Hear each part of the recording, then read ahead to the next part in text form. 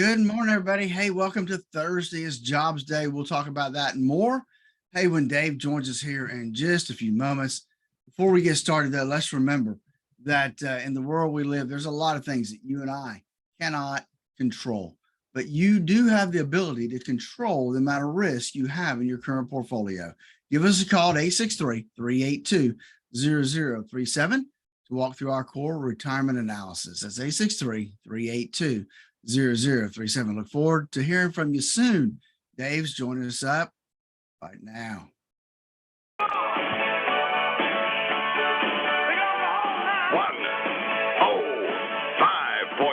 Highlands Light FM. Good morning. It's 8:40 here, 20 before 9. Time to check in on your money. What is Wall Street doing to you today? Better yet, what did they do to you yesterday afternoon? Downtown we go to Statler Financial Services, and Phillip Statler is on the phone. Phillip, good morning. Yesterday afternoon was that seismograph I kind of pictured, and I really am not happy to have been right for a change. How are you doing? Well, it was a crazy afternoon, right? Because I looked 1 minute and we're trading down a little bit, and then Paulson comes out and starts speaking, and we get a 500-point jump to the green in the Dow. And then I blink about 2 times and we're down 500 points. I just got a little sick to my stomach there. Yeah, it kind of bordered on, this is the kind of feeling you get on one of those really draconian roller coasters. The Fed announced a 0.75% increase in the reference interest rate yesterday. That surprised nobody. The Fed statement that came out, the paper version, basically kind of said, "Don't worry, guys, we're monitoring it and we know what we're doing." And the market responded by going up about 500 points. Then Paulson opened his fat trap and basically said, "No, we really don't know what we're doing." And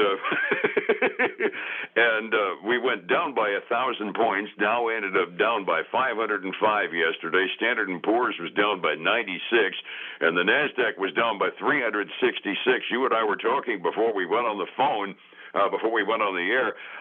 What would possess a Federal Reserve chairman to say, "We know it's going to be 5 months before anybody feels the effects of these rate increases, but what the hey, we're just going to keep doing it anyway"? Yeah, my initial reaction is irresponsible. To think we've got that intelligent of a group of folks up there meeting and they can't get it right, and not even close to right, Dave. Not even a hint of being in the right area when it comes to interest rates, and to know that there's, he basically said yesterday, there's a 5 to 6 months lag between when we raise interest rates and when it affects the economy, and so that means there's 3 interest rate hikes right now that have not affected our economy yet. And yet now the indication is that come December, we're going to have another big hike. Yep. This harkens back to something that I was postulating yesterday. There was that article about how we're changing membership on the Open Market Committee as of the end of the year, and the current hawks that they've got on the Market Committee are a little bit concerned that the new Fed presidents that are rotating onto the committee are more dovish than expected. And my expectation, and kind of reading between the lines of what Paulson was saying, is this might be the last time I get a vote for a really aggressive rate increase. So what the heck, we're going to hit everybody with a 2x4 right now, because odds are we're going to get a little softer in 2023, which would be good news. But geez, let's completely crash the economy while we got a chance, right? Yeah, I just don't get it. You and I have been saying this for 2 years now, and so obviously, we don't know what we're talking about. They must really know what they're talking about, right?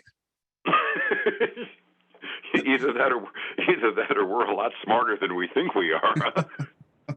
Anyway, that happened. Market was unimpressed by the Paulson press conference, and this morning might actually reinforce both points of view because, well, we're looking at immediate past month activity, and the interest rate hikes have not slowed things down much.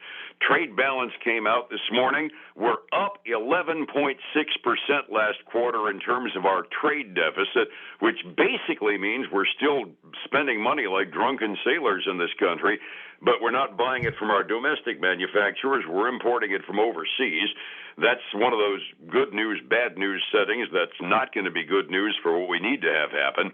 Unit labor costs, this is a bit of good news to what the Fed's looking for. They slowed down a little bit. They expected unit labor costs to go up by 4% last quarter. This time they only went up by 3.5%. So we're growing on wages, but not as fast as expected. That might be the one bit of good economic news as far as looking for a pivot from the Fed that's available, but we still have an awful hot employment market. 220,000 first-time jobless claims were expected. We ended up with 217,000, a very slight beat, which means the employment market is still hot, and continuing claims just about were expected, only about 1.5 million continuing unemployment claims. We still got a nice hot unemployment market, which is just going to give the Fed reason to hit us again in December. Yeah, it really is. I was looking at the one thing, the unit labor cost. It was a substantial decline from where it was in the second quarter, because second quarter unit labor cost increased by almost 9%. So only 3.5%. I mean, yeah, it's still an increase, but it's definitely a drastic reduction from what it had been growing. So that's kind of some good news there, I think, Dave. Yeah, that was my reaction too. I mean, it was a little bit less than expected, still in a positive direction from the standpoint of workers' wages. We'll take that happily, but it at the very least does show a little bit of slowing compared to what we had in prior quarters. Yeah, it was. Now, did you look at the 2-year Treasury, Dave?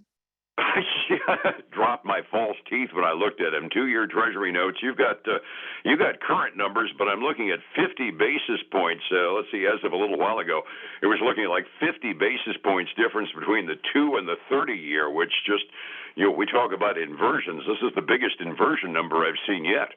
Yeah, and the 2 years up to 4.72% yield. That's just incredible.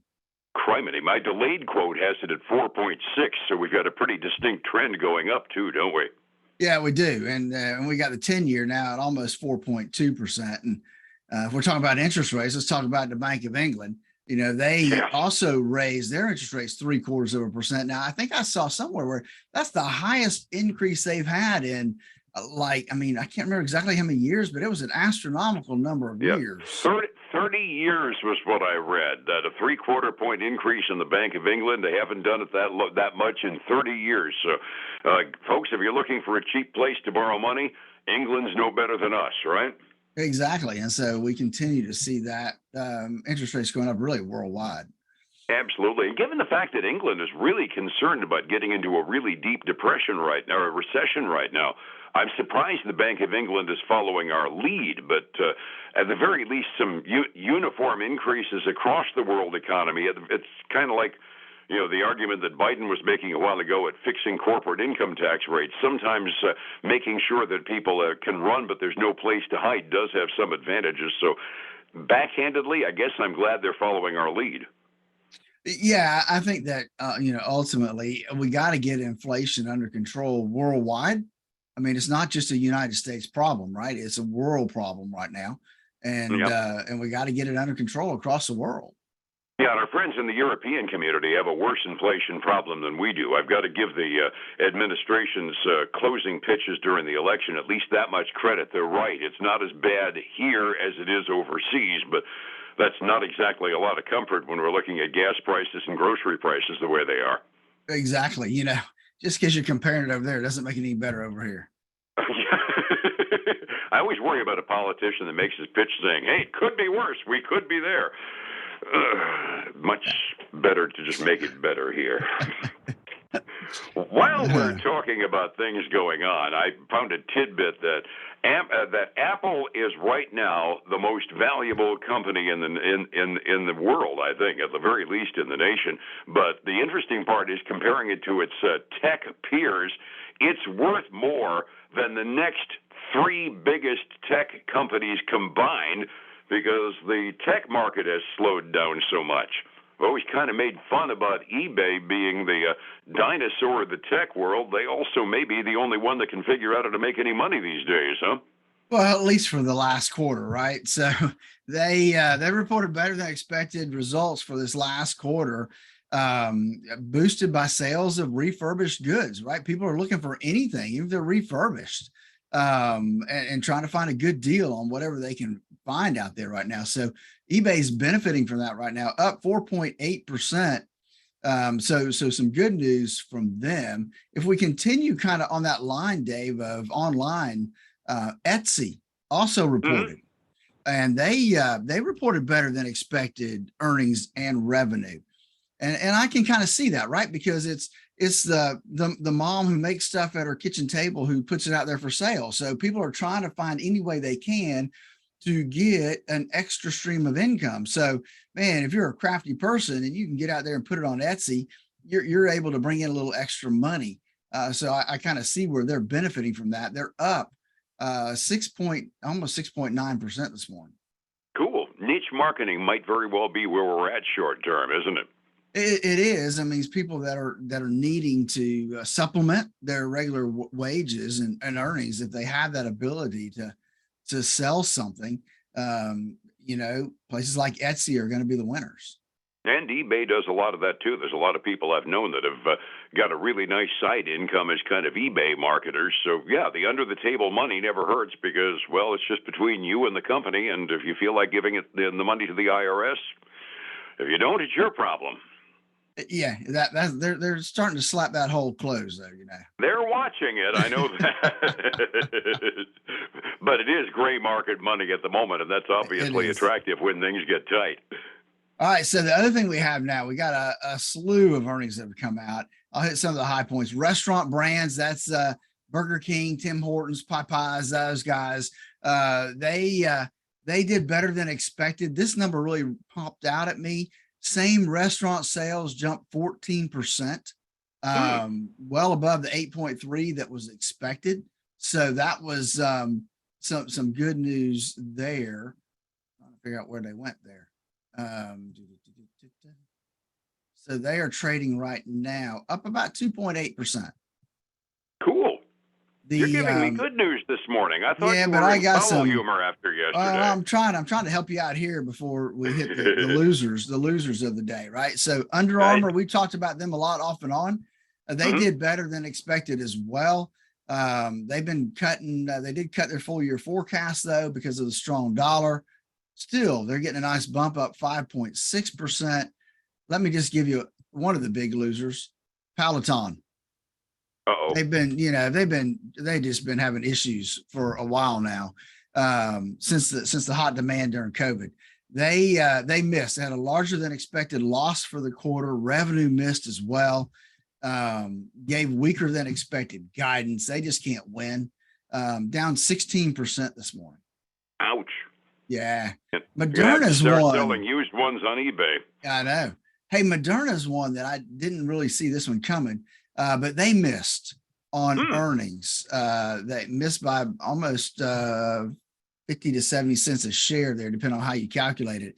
They're saying that they cut their annual forecast for their COVID vaccine sales, and so that's hurting them. Moderna is down like 8.1% this morning. Whoa. Yeah. They say that folks are not really going crazy on the new updated boosters, and they're having trouble getting people to take them. Evidently, that's affecting the manufacturer. I think so.